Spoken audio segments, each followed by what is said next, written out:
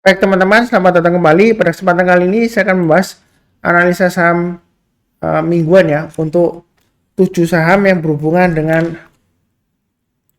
sektor konsumsi ya di IDX non cycle ya. Saya bahas 7 saham. Memang saham-saham ini sebelumnya memang dia ada beberapa ya. Dia cenderung downtrend ya sebelumnya ya. Ada beberapa yang sudah rebound, ada beberapa yang hari ini reboundnya lumayan kencang, ada yang masih belum ya. Jadi saya bahas 7 saham.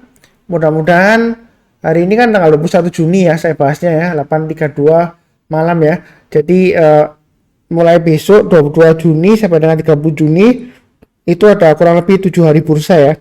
Jadi saya analisa dalam 7 hari bursa itu mudah-mudahan saham consumer premier yang saya sebutkan ini ya dia berhasil rebound ya, lumayan kencang ya di akhir bulan ya Juni ya.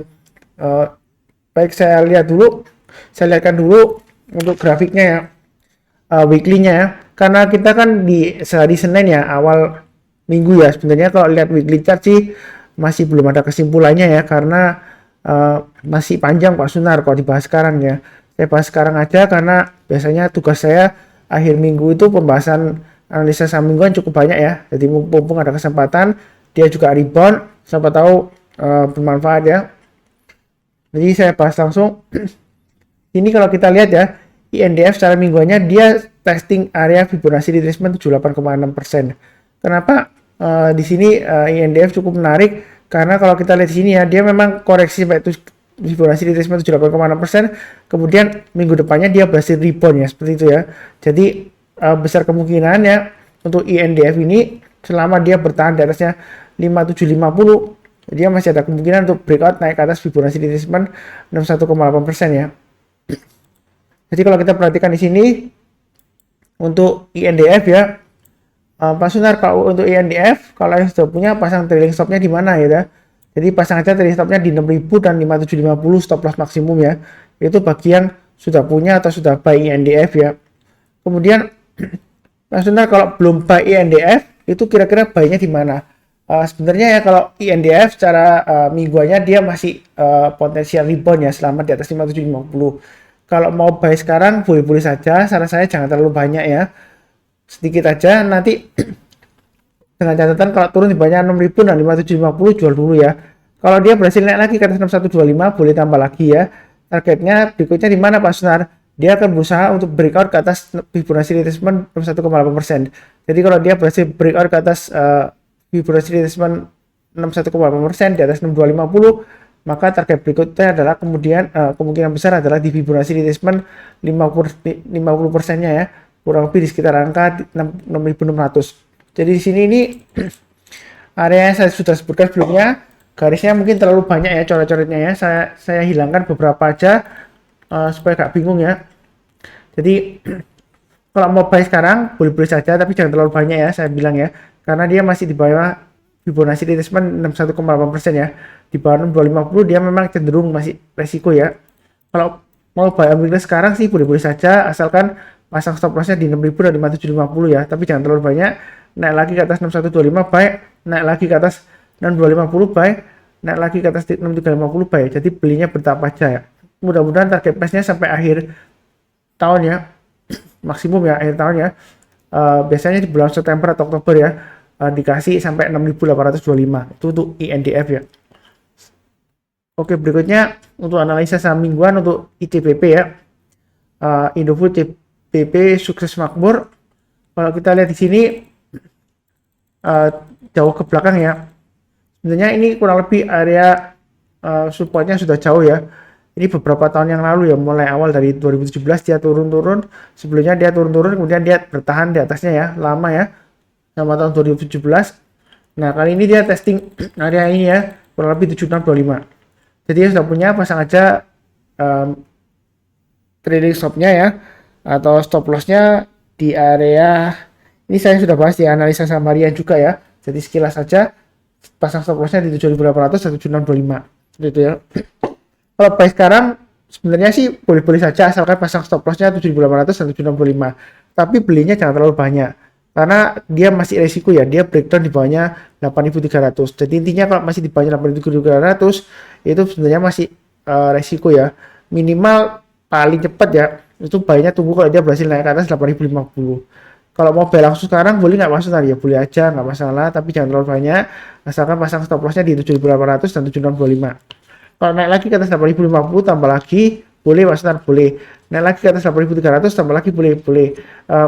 Di sini ada banyak garis-garis, saya coba hilangkan beberapa aja ya. Ini coret-coretannya sebelumnya, jadi saya hapus beberapa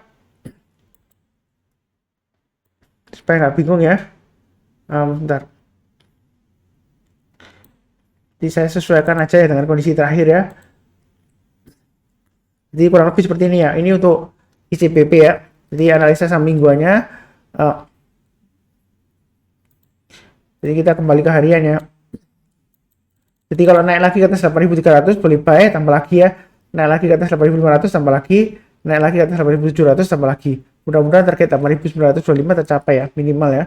Kalau dia berhasil breakout lagi ke atas 8.925, target price berikutnya di sekitar area, kalau nggak dikasih Fibonacci retracement 8,2 ya di 9.200 atau di atasnya ini ya 9.275 ya. Itu untuk ICBP ya. Jadi masih ada kemungkinan rebound nggak Mas Nar? Ada ya. Beli sekarang boleh, asalkan pasang stop lossnya 7.800 dan 7.625. Kalau mau tambah lagi ya, kalau dia berhasil naik ke atas 8.050 tambah lagi. Kalau dia sudah berhasil naik ke atas 8.300, 8.325 ya tepatnya ya, dia cenderung lebih aman ya, karena paling nggak dia akan mencoba mencapai target 8.925 ya, kemungkinan besar tercapai ya kalau dia berhasil breakout ke atas 8.325. Itu untuk ICBP. Kemudian berikutnya untuk Unilever ya. Sebenarnya Unilever ini sudah turun jauh di bawahnya 5275 ya. Bahkan yang terakhir itu dia sempat hampir nyentuh ini ya, Fibonacci extension 107,2% ke bawah ya. Jadi hampir menyentuh 4.300. Tapi untungnya hari ini dia rebound ya. Rebound, tapi sayangnya di sini kalau saya perhatikan ini daily-nya ya. Volumenya dia masih lebih kecil ya daripada rata-rata 5 harinya ya. Jadi sebenarnya sih masih resiko kalau buy sekarang ya. Kalau sudah punya ya pasang aja, trailing stopnya di 5.075. Kemudian stop loss maksimumnya yang 4.710 stop loss maksimum. Atau di tengah-tengahnya 4.900 ya. Jadi pasang di 3 level ini aja. Kalau sudah punya 5.075, 4.900 dan 4.710 ya. Itu trailing stop dan stop lossnya. Kalau belum punya partner, apakah boleh buy Unilever? Sebenarnya Unilever ini dia sudah jauh di bawahnya Fibonacci retracement 78,6% ya, di bawahnya 6.000 ya. Ya, kalau dia di bawahnya Fibonacci retracement 61,8% aja sudah resiko besar, apalagi di bawahnya Fibonacci retracement 78,6% ya, sebenarnya masih resiko besar ya. Seperti itu ya. Tapi kalau saya lihat sih sampai akhir minggu bulan Juni ya, ada kemungkinan dia rebound sampai kurang lebih 6.000 lah. Ada kemungkinan ya. Tapi terus terang aja dia masih strong downtrend ya. Saya nggak menyarankan, ini khusus bagi yang suka buy on weakness di bawah ya. Karena selama ini sih concernnya beberapa saran yang masuk ke saya ya, Pak Sunar, yang direkomendasikan Pak Sunar itu kok selalu saham-saham yang sudah naik tinggi, breakout ke atas gitu ya, buy sell higher terus. Saya itu nggak berani Pak Sunar, saya sukanya saham-saham yang turun terus downtrend gitu ya, yang kira-kira oke masuk ya, seperti apa ya. Ya kemungkinan sih si Unilever ini, tapi terus terang aja saya katakan ini masih downtrend, masih resiko besar ya, terus terang aja. Kalau mau buy, saran saya sih ya, buy sekarang boleh nggak Pak Sunar? Boleh aja, tapi jangan terlalu banyak ya. Pasang aja stop lossnya di 5.075 dan 4.900. Kalau mau amannya, memang minimum harus tunggu di atasnya 6.000 ya. Itu kalau mau amannya harus tunggu di atasnya 6.000, itu paling aman ya. Kalau dia masih di bawahnya 6.000, di bawahnya Fibonacci retracement 78,6%, terus terang aja dia masih risiko downtrend ya. Tapi kalau mau buy on weakness di bawah ya, risiko berani tanggung ya, sama seperti kalau buy high sell higher, berani beli di atas ya, risiko dia berani tanggung ya. Kalau yang ini juga sama ya. Tapi kalau turun di bawahnya 4.710, jangan sekali-kali hold atau average down ya, saya kasih katakan ya. Jadi saya bukan ngajarin tangkap pisau jatuh, enggak ya. Jadi yang mau buy boleh beli saja, tapi belinya bertahap aja ya. Naik lagi ke atas 5.275, buy lagi, tambah lagi. kemudian naik lagi ke atas 5425, tambah lagi, naik lagi ke atas 5625, tambah lagi, dan seterusnya. Itu untuk Unilever. Bagi yang ingin istilahnya buy on weakness di area bawah banget ya ini ya. Memang resiko, tapi ya kalau selama disiplin harusnya sih nggak masalah ya. Jangan sampai hold atau average down ya. Saham ini memang kelihatannya Pak Sunar dia sudah turun-turun dalam kan, berarti dia sudah murah Pak Sunar. Value investing sebenarnya belum ya, karena dia terus terang aja PBV-nya Unilever dia tinggi banget ya, price book value-nya ya, dan tiap tahun dia selalu turun-turun terus ya. Jadi kalau saya jadi investornya Unilever ya, walaupun perusahaannya bagus dan bonafit ya, tapi kalau price book value-nya, maksud saya rasio antara harganya dan book value-nya turun terus, terus terang aja saya perasaannya gimana gitu ya.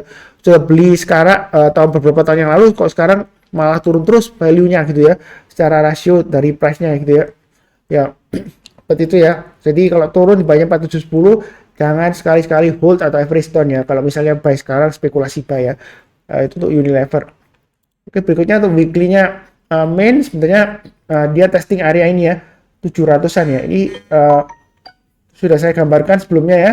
Ini area dia sideways sebelumnya di bulan April dia berhasil breakout. Setelah itu dia di sini ya, di minggu Juni ya, 18 Juni dia mulai breakdown ke bawah 840 ya. Jadi main ini dia minggu ini dia akan berusaha untuk breakout naik ke atas 785 ya. Jadi berusaha untuk breakout ke atas 840. Kalau dia breakout ke atas 840 dia bagus ya, bisa sampai target kurang lebih sekitar 910 sampai dengan 965 ya. Itu target price-nya secara weekly-nya. Kalau mau buy Pak Sunar, boleh nggak buy main ini?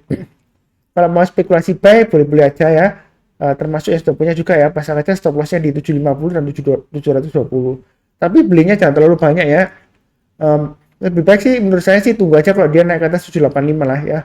Naik ke atas 785 buy, kemudian naik lagi breakout ke atas 840 tambah lagi ya. Jadi belinya bertahap aja, naik lagi ke atas 870 tambah lagi. Mudah-mudahan targetnya 935 atau 965 tercapai ya, seperti itu ya.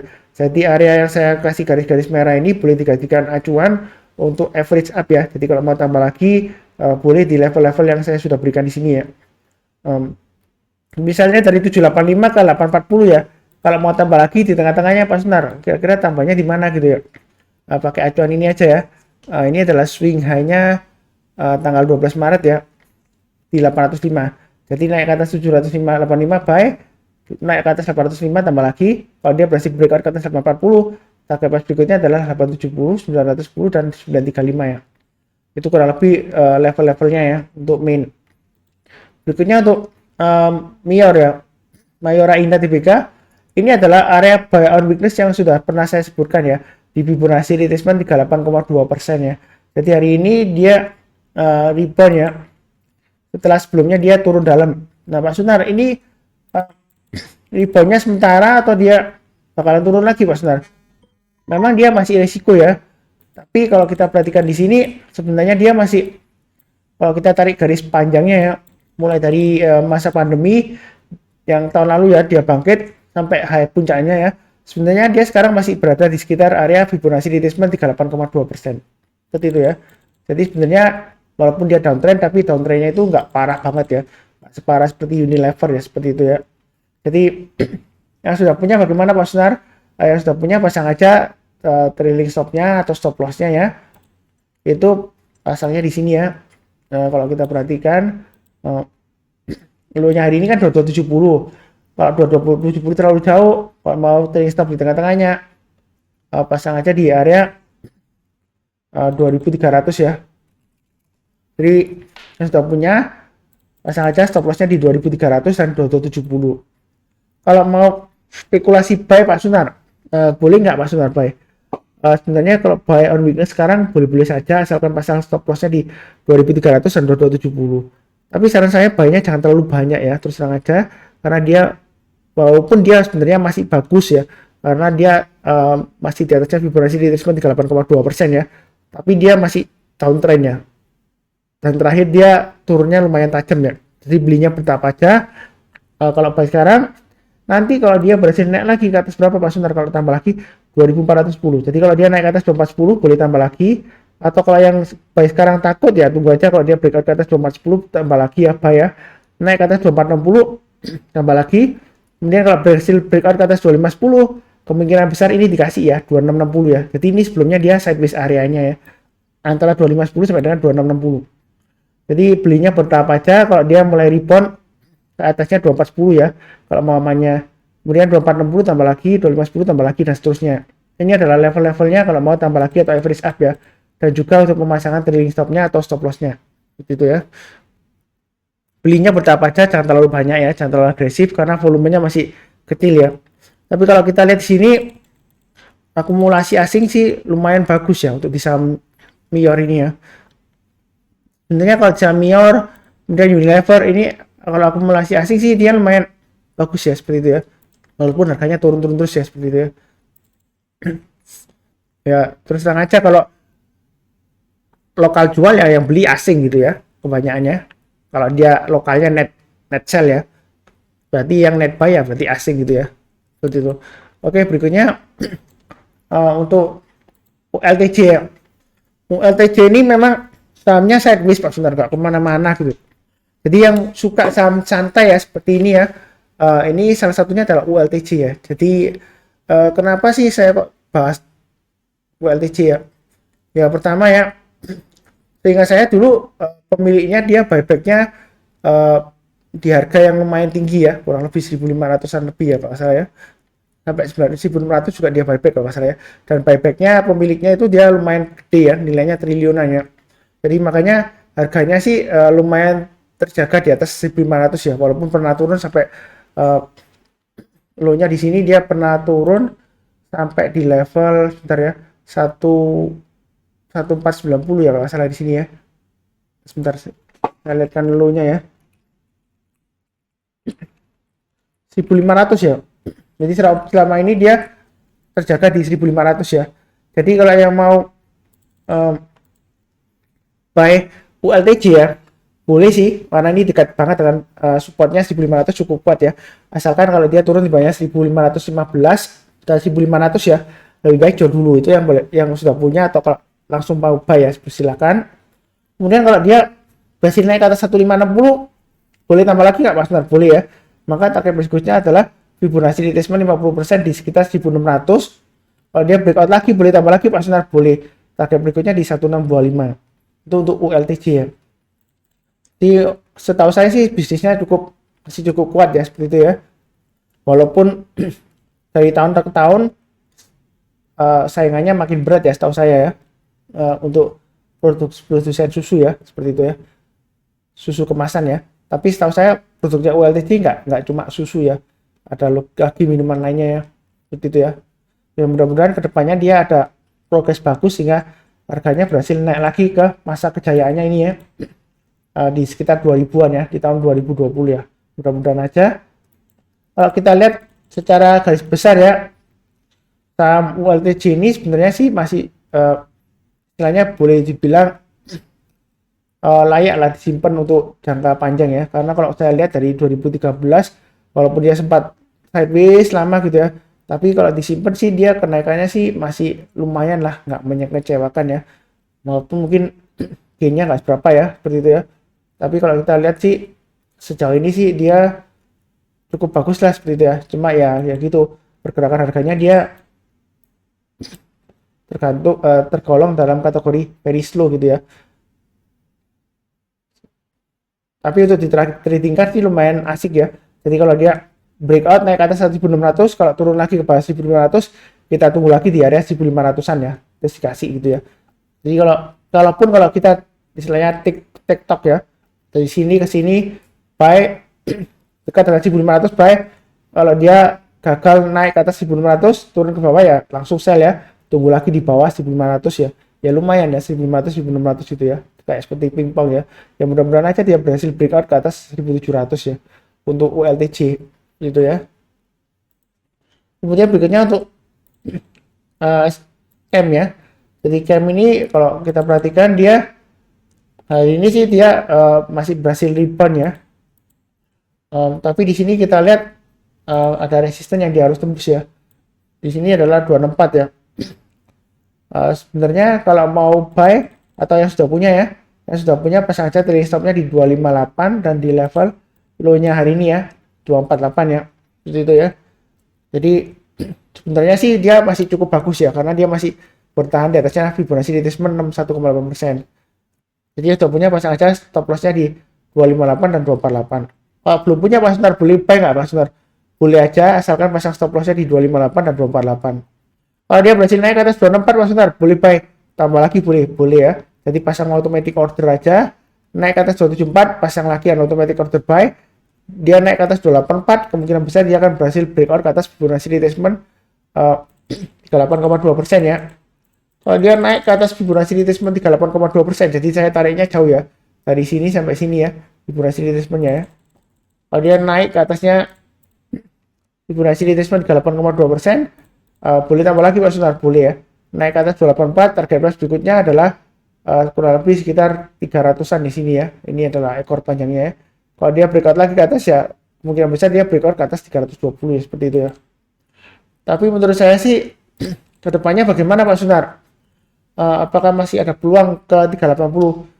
Sebenarnya sih peluang ke 380 ada ya. Jadi dia selama dia bertahan di atasnya 220, sebenarnya untuk cam ini ya, secara teknikal untuk cam ya, dia masih potensial mencapai target 380 ya dalam beberapa minggu ke depan ya, seperti itu ya. Selama bertahan di atas 220.